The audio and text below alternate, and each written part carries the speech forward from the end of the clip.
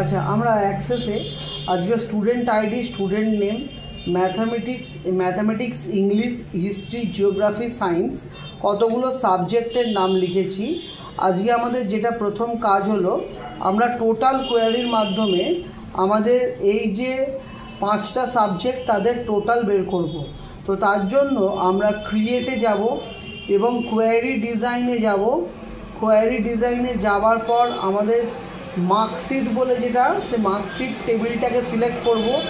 Student name নেব, mathematics নেব, English নেব, হিস্ট্রি নেব, জিওগ্রাফি নেব, সায়েন্স নেব। নেবার পর এখানে একটা টোটাল বলে ফিল্ড আছে, যেখানে আমি টোটাল কোলন লিখব। টোটাল কোলন দিয়ে আমি লিখব mathematics plus English plus history plus geography plus science.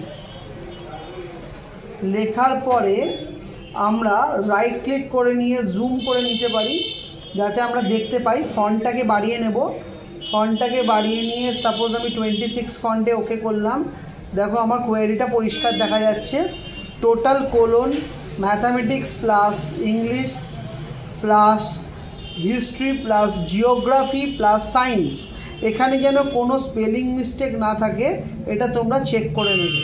করার পর ওকে করবে, করে মেক টেবিলে যাবে। মেক টেবিলে যে টেবিলটা তুমি ক্রিয়েট করতে চাও নতুন করে, সেই টেবিলের নাম লিখবে। ধরো টোটাল টেবিলের নাম লিখলে টোটাল লিখে তুমি ওকে করলে।